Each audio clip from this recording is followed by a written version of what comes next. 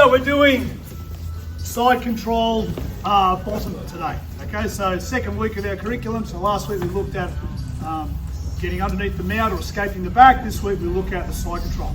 So what would be the best way to not have to worry about side control bottom, do you reckon? Cryptic question. What's that? Oh, I love it. Yeah, you've got to think it. Fantastic. So how do I not get stuck underneath side control? What are the sort of ways that I might end up in a side control underneath? Someone passes my guard. They pin me in side control. That's one. Good. What else? Sweet. Yeah, so any reversal. That's it, exactly. So whether I'm on top in the side control, they reverse me. I'm on top and someone's underneath me with a butterfly guard and they reverse me, end up in a side control. Or I could even be on top of the turtle. Someone grabs me and rolls me and I end up underneath it. That's good.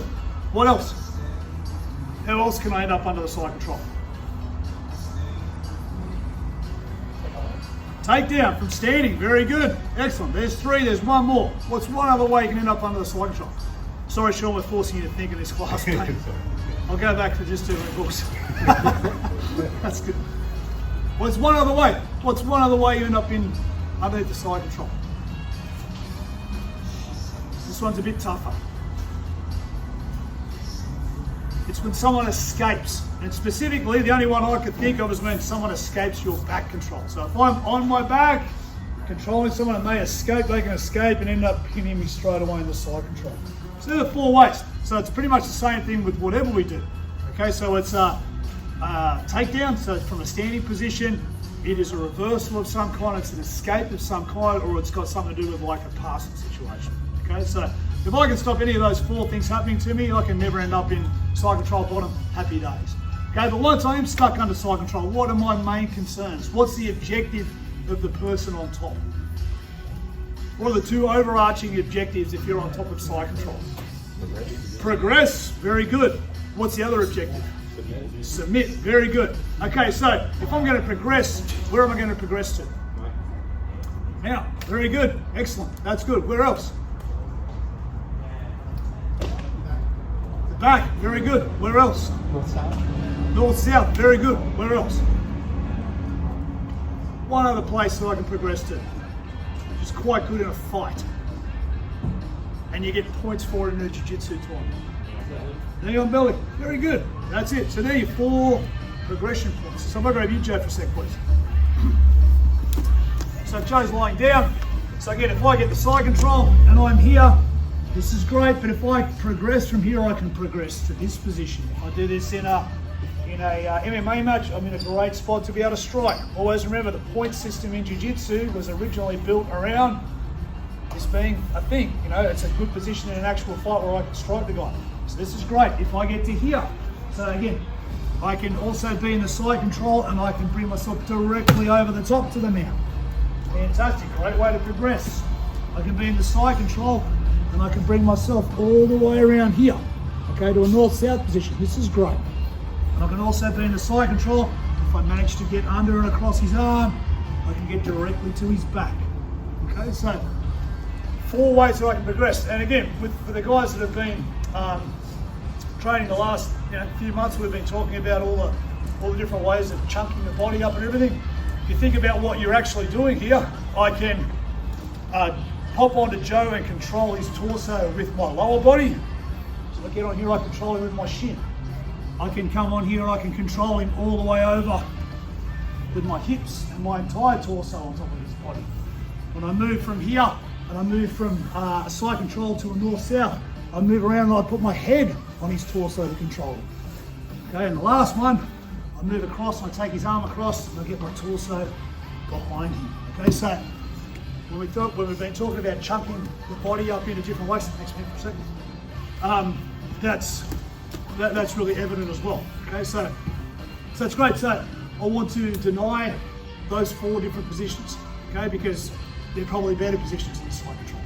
Okay, you can argue whether a knee on belly is, but again, in a fight, if I want to hit somebody, it's definitely a good position. Good, so that's in terms of pin progression, very good. What I have to think about in terms of submission, what am I most concerned about? Kimura is a good one, yep. Very good. Arm triangle. Arm triangle is a good one, good. Americana is a good one, good. Head and arm. Head and arm, yep, absolutely. Yep, fantastic. All that sort of stuff. So, for me to survive the side control long enough to be able to escape, I need to make sure I don't get stuck in one of those. So now we know how people are going to get us there. We know what we have to do to deny them getting to a better position, but now we also have to survive long enough, avoiding all of those submissions, so that we can escape. So what is the common theme with all of those submissions? What's that? The arms separate from the side of the body. That's right, exactly. So, can I grab you please, Ren? Yep. So what do I really need to do to be able to get anything? Okay, so if I'm here and I want to get any attack here, I need to be able to get inside and behind his arm. Okay, behind his arm or behind his body or behind his head. Okay, so we've been talking about that the last few weeks as well. So rather than thinking about inside position is something that some people sort of get, some people don't. It can be a little confusing. Is this person inside that person, whatever, in terms of how you try and think about it. But if you just think about getting behind something, it's so simple, okay? Because it's very easy just to know, am I in front or am I behind?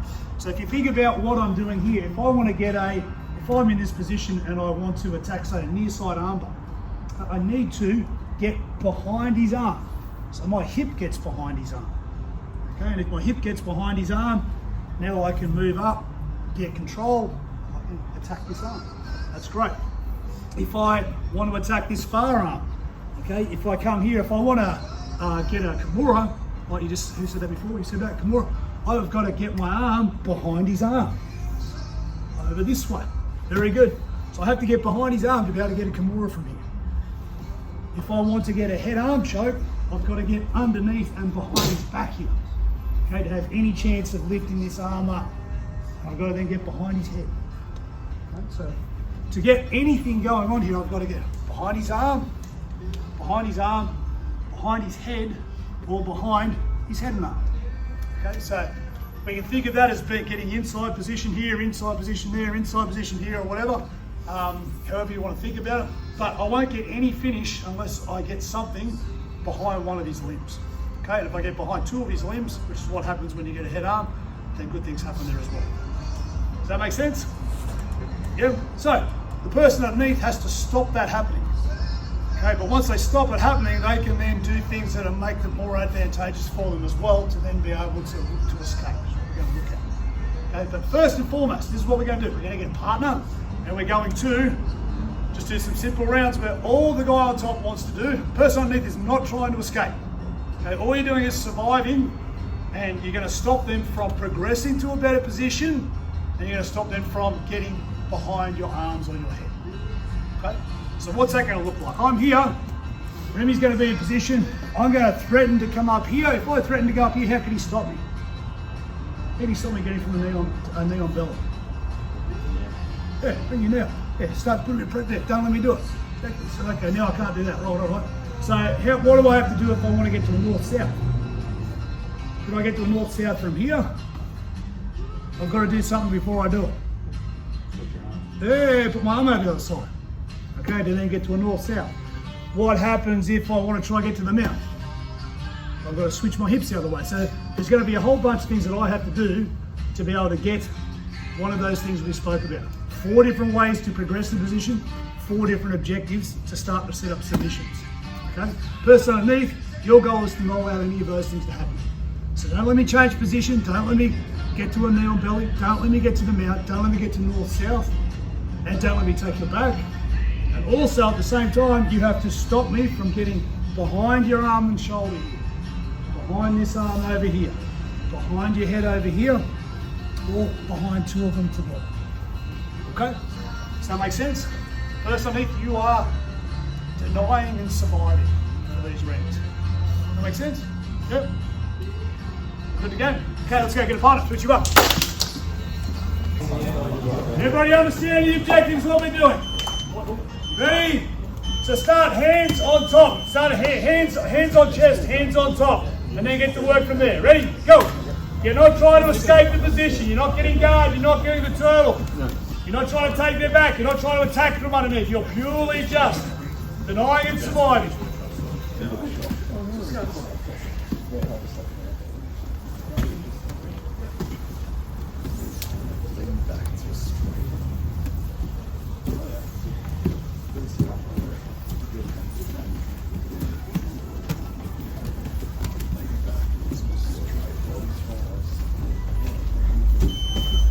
Time guys, switching over, other person on top. Just to tighten up that goal a little bit more. It's very, very hard to stop them getting one hand behind you. You've got to stop them getting two hands behind you. Okay, so if someone's got a cross face and you can stop them getting an underhook, that's fine. If they've got an underhook and you can stop them getting a cross face, that's fine, etc. Okay, ready, go again. Nice. Good stuff, guys. Okay, bring it in. That was good. So obviously, hopefully you realise there, it's very, very difficult to stop them doing something if all you're doing is defending them. Okay, so if I'm just sitting there trying to deny you getting to a better position and trying to survive as you're trying to get behind me with your arms, it's really, really difficult. Okay, because you know, I'm not actually offering any offence or any threat from underneath there, which kind of makes life easier for the guy on top. So, what do we want to do underneath to be able to offer a bit of offence? Okay, before we actually start thinking about escaping. What can I do to actually threaten the person on top?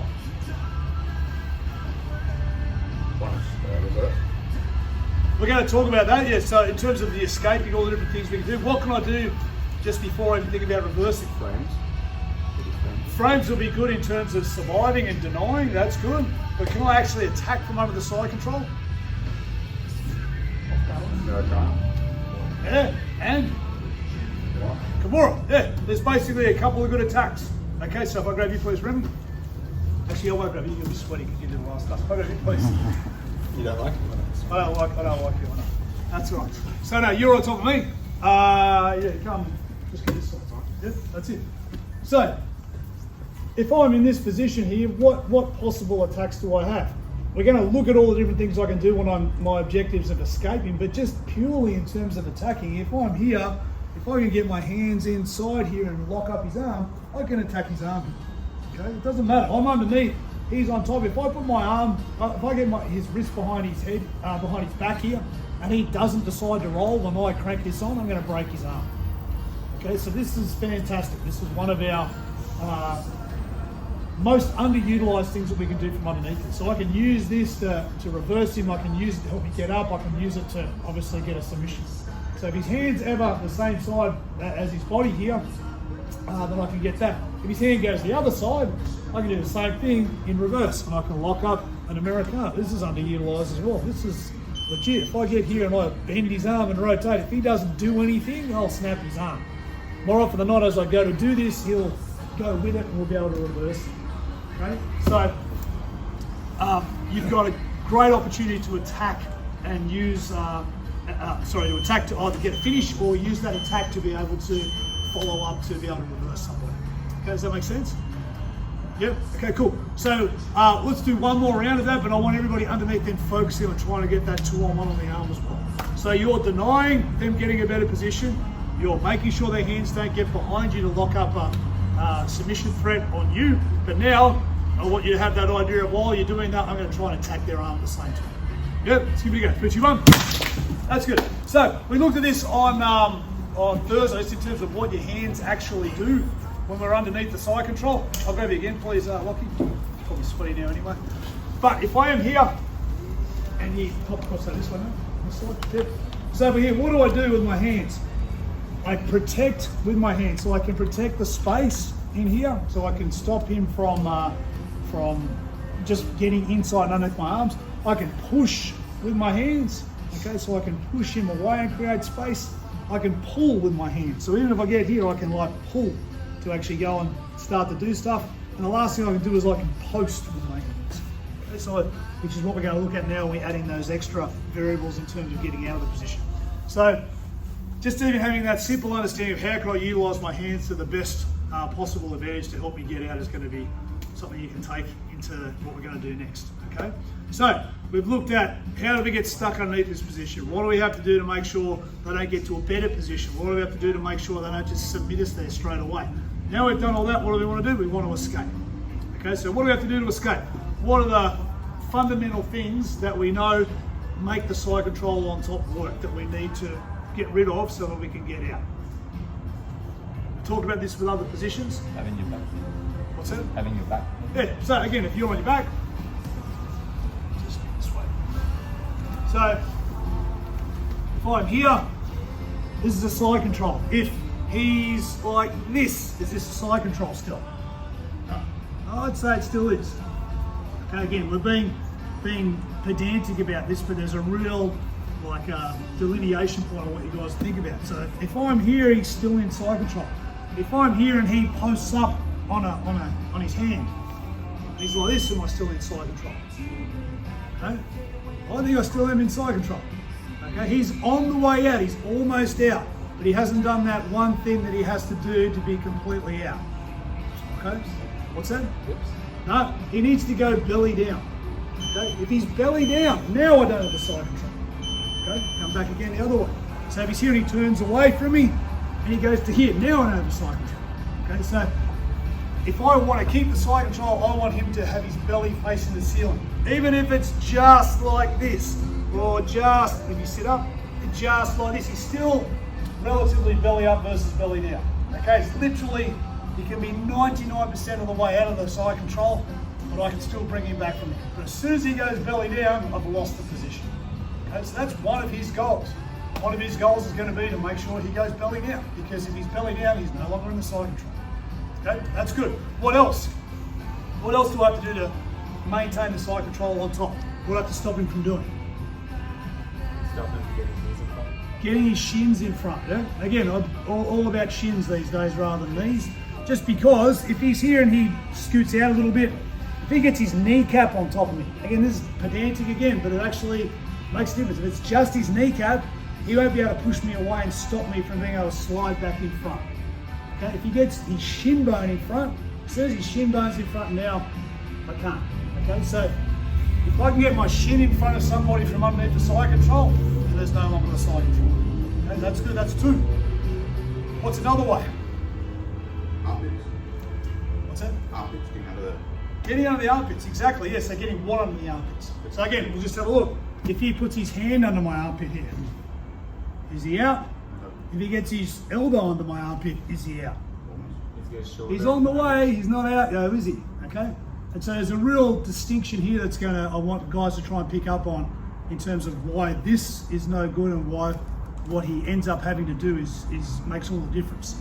Okay, so if you go from here and you get your shoulder under my armpit, good. Okay, that's great. He's out now. Again, whether he does it, he can do it both sides, he can do it a number of different ways. There's a really important thing that happens here to a part of his body when he does that. So try and go the other side, going for an octopus. Goes here, go back again. So if he's just here and he's like this, is he out? No. No, so he's under my armpit with his elbow, he's not under there with his shoulder. What happens once he gets all under with his shoulder? Go again, keep going. Belly down. Hey? Belly down. He's on the way to being belly down, but not quite there yet. But what's happened? What else has happened? Yep. Yep.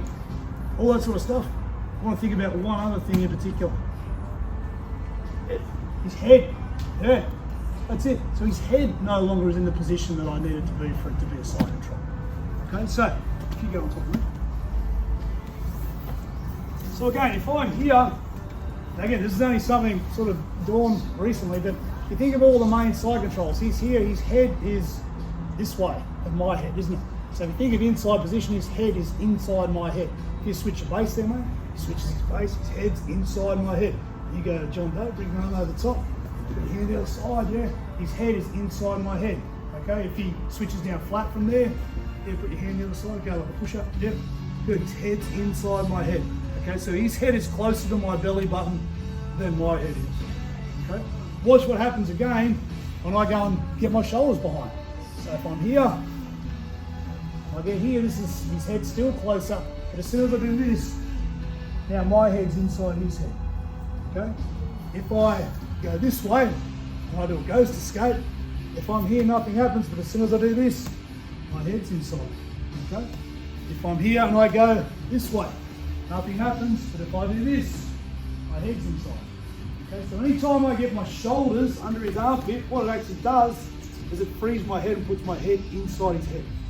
Okay, so that's a really, really nice little observation I think that you can take into trying to help you know when you're really out of the position. So just having your arm there's not enough, just having your elbow there's not enough. Once my shoulder's behind, you should feel that freedom of your head, and that's going to allow you to do whatever you need to do to finish off the skate. Does that make sense? That's more for the advanced guys probably. A couple of the newer guys might find that a bit tough to take in, although it's not that tough to take in. If you feel your head's below their head and free to move, that's going to be really helpful. Okay, that's good. And there's one last thing as well. So we've looked at, if I go belly down, I'm out. If I get my shins in front of them, I'm out. If I get my shoulders behind the armpits, I'm out. And what's the last one? There's one other thing you can do from there to make sure you're no longer in the slide control. Reverse it, exactly. So if he's on top of me and I manage to keep him, and I don't actually do any of those things, but I knock him over and reverse him, and now I'm on top, excellent. Now I'm no longer in the side control of the skate. Okay? So they're the four main objectives that we have for us when we're escaping that position and getting to a better position. So we're going to do those now. Again, we're going to break them up, we're going to chunk them up and do a couple at a time, and then add to it. But what I want you to do when you're doing this is I want you to still be thinking in your head, while you're looking to escape, you have to stop them from getting to a better position. So normally when we've done this, we've just had it with the person on top just trying to hold the side control and not trying to do anything else. But today we started off with the pin progression and the submission thread. Okay, so now we're going to allow the person on top to do exactly that. Okay, so you're going to look at trying to, person on top is going to try and see if they can get their shin on top of them like a knee on belly, get their hips on top of them like a mount. Go to the north-south position and maintain that without them getting out. Or what's the last one? Or take their back. Okay, they're also going to see if they can get underneath and attack their arms. But while that's going on, now the person underneath, we're going to do a couple of those objectives at a time. So to start with, we're going to look at, like we did before, I want the person underneath. All you're going to try and do is see if you can reverse the position or go belly down. Okay, so that's going to look like this. So I'm here, if I've got Lockie on top of me, and he locks in super tight, and he's super tight, I'm going to try and move, and if I get, knock him over and reverse. Excellent. I win. Or he's on top, and he locks me in, I'm like I can't get out, and I'm going to try and see if I can at least go belly down. So I don't care what you do, belly down on my terms is not a bad thing. If he forces me belly down and takes my back, that's a bad thing. If it's on my terms and I'm ahead of the game, I can do lots of good stuff from here. Okay? Everyone cool with that? Yep. Let's go get our partners. First on me, 2 objectives. Person on top, 2 main objectives. Pin progression or opening up for a submission. Yep, let's go. 51.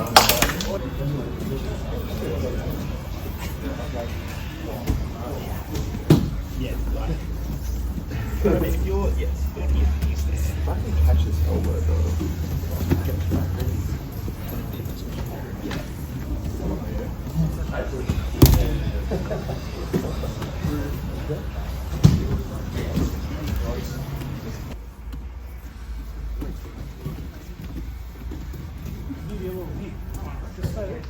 Stay. Get your arm inside his elbow inside. And then go on and right back the leg. And then bring his leg out. Roll. There you go. Good. Switch. There's always something, yeah? Yeah. That's good. Other person on top. Ready? And go. Try to reverse.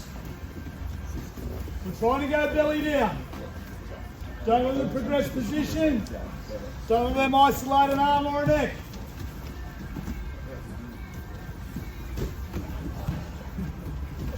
Very good. So again, just to emphasize one particular thing. When we're talking about going belly down there, understand that if I go belly down, I can go flat.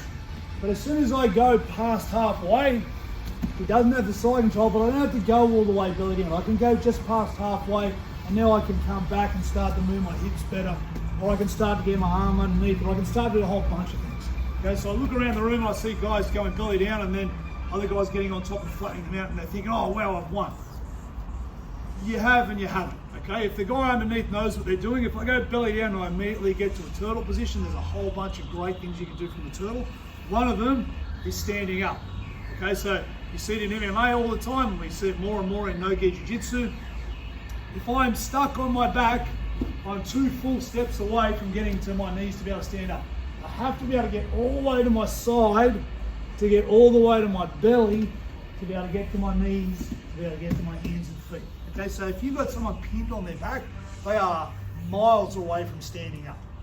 Okay, so that's why it's such a great thing to be able to pin somebody, but it's also why it's such an important thing to stop them from spinning. Okay, if you watch any modern MMA, guys will immediately go to their knees, get back up, and now you're back in a striking exchange. So if you can pin someone down and stop them from doing that, it's super, super important. Okay, so it's really important for both top and bottom player here. One on top getting better at stopping that rotation, and the guy underneath understanding that if you can do it, you've got lots and lots of options. Okay, so now though, we add in that next element.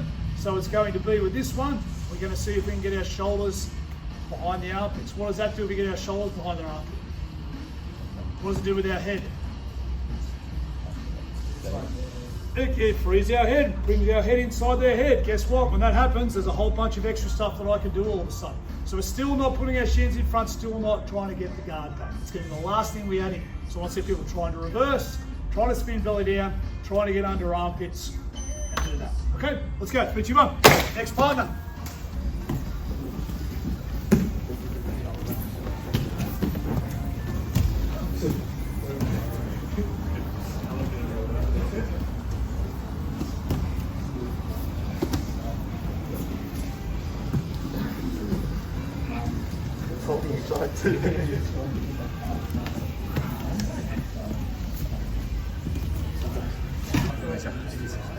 Bring it in, guys. Let's go. That's great. Bring everybody back and say, does anyone have a question? It's like it's a room full of deaf, dumb mutes. But if I ask you to talk to each other, it's like a chorus of questions and answers. That's great. You had a question, sir? Yeah, if you're defending side control and you can get them into half guard, have you improved your position or have they improved their position? You've improved your position. Again, well, it depends. It depends how you think about it. Again, realistically, you've taken away all their opportunity to be able to advance their position easily.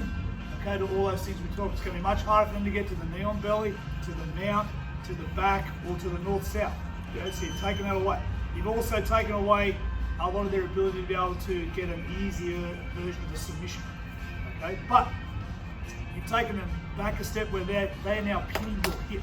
Okay, so if you watch MMA, you'll see guys deliberately going for the half guard because it's a very strong position. Now it stops you being able to go belly down very easily. Okay, so I lose a little bit of my attacking opportunities if you put me into if I'm on top, if you put me into a half guard, I lose a little bit of my attack, but I get a little bit more control. Okay. So that's a great question, yeah? Because that's something that you go back to the start of MMA and especially to jiu-jitsu taking over the world and the point system, everybody just obsessing with going, passing the guard to get to the side control versus then seeing all the wrestlers. All the wrestlers, Randy Couture would just go and sit in someone's half guard. And the guys that open their legs up, he just stay there. And everyone's like, oh, what's he doing? He doesn't know jiu-jitsu. It's like, no, he's riding the leg, which is a wrestling thing. Okay, so they leg ride because they know if I'm leg riding, you're not getting back to your feet. So if I get a half guard and sit on top of you, I'm just going to sit here and batter you, which is what happened. Okay, so a lot of the jiu-jitsu guys had to adapt to that and recognise the weakness of the gi game as it translates into fighting. So that's a great question, yeah? Anyone else? Anyone else got something to top that? Good luck. Any specific stuff from what just happened then? No, back to deaf dumb. Yes, that's good. Okay, so let's go. Let's add in that last element. So we're going to add in now, we can put our shins in front. Okay, so what does that mean? What are our 4 things we can do from underneath? What are our 4 objectives? Belly down. Belly down. Thanks for playing along, Ben. Anybody else? We just went through it all before. You all should know. You were all actually doing it. All you have to do is take that little thing from that part of your brain that was actually doing it and put it to the vocal cord. Chin in front. Chin in front, which is what we're adding. Good. What else? Head on the inside. Head inside, shoulders under armpits. Yeah, which is head inside. What was the last one? Very good. Excellent stuff. Oh, awesome. Awesome. Very Very interactive group. That's good. Okay, let's go. Let's get our partners. Trying to get 2 minutes up, 2 minutes down. Heading in that fourth element. Let's do it.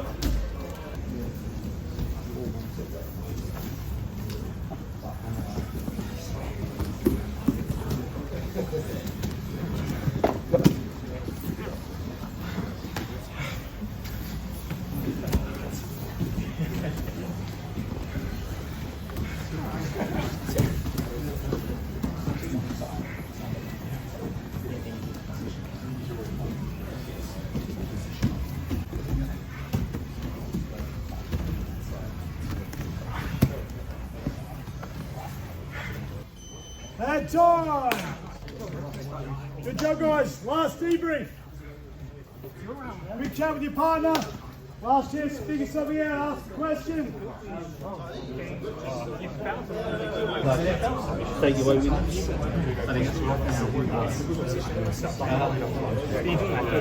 The top pressure's good. I couldn't feel you like I noticed that there was somebody playing it one way or another. I was sweeping that way. I was really leaning that way. I had to work for it. Okay, bring it in, guys. Last time, everybody come in.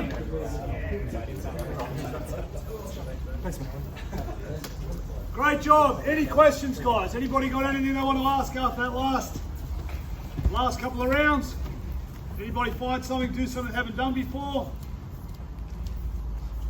Yes? I found that now that we're able to do like all of the options, it's so much easier to set up other ones by like redirecting. It was so much harder at the start because they knew exactly what we were doing. Awesome. That's great. Totally. That's fantastic. And again, talk about that all the time. Talk about our directions of movement. Yeah. Okay, if I've got, we talk about this like kickboxing. If I've got one thing, if I can only throw a punch, I don't care who you are. If all you can throw is just a left hand, I'll see that thing coming from everywhere all day. If I can throw a left hand and a right hand, it's a little bit more confusing because I could go left, right, or I could go right, left. If I can throw 2 hands and 1 kick, I've got 3 options now. How many different ways can I combine that? 8 or 9? 6. 6 ways.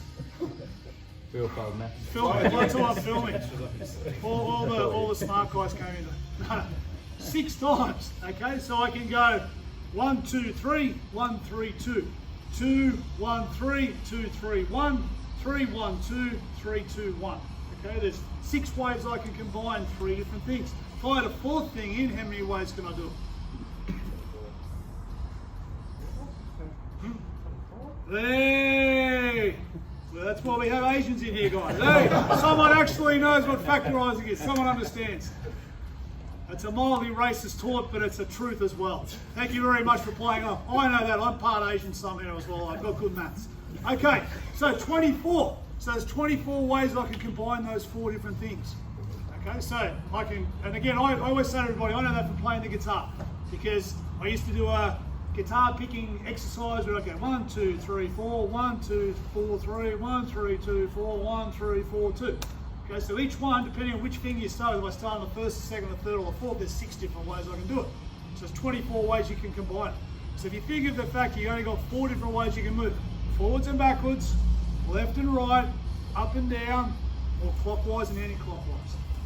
So if you combine those, one after the other, which is basically what we do with adding in those different options that are available there, then you make it very, very difficult for someone to be able to keep track of all the things that you're doing. And as we talk about that with like multi-directional escapes, and it applies to everywhere. So that's a great observation, because that's your second one for the day, so that's a concern. You have to keep an eye on you. You're going to get really good really quick. That's good. So yeah, hopefully you guys all felt that once you add the whole game in. But the idea of, especially the idea of whenever we do this, I always start with that rotation. Okay, always start with the one that's hard. All you can do is rotate and try and reverse someone, it's really, really difficult. But if you can work that rotation in, once you get really good at spinning through your spine there, you're very difficult to control. It gives you the option to stand up, as I said, once we look at an MMA or a fight situation. So it's so important to be able to get to your knees. But if you go halfway, it makes all those other things really easy. It makes it easier for you to get your shins in front. It makes it easier to get your shoulders behind and free your head. All those things are available then if you've got good spinal rotation. Okay? Cool. Any other questions? No, that's all good. Thanks guys, line up, we'll bow out. Thank you training partners.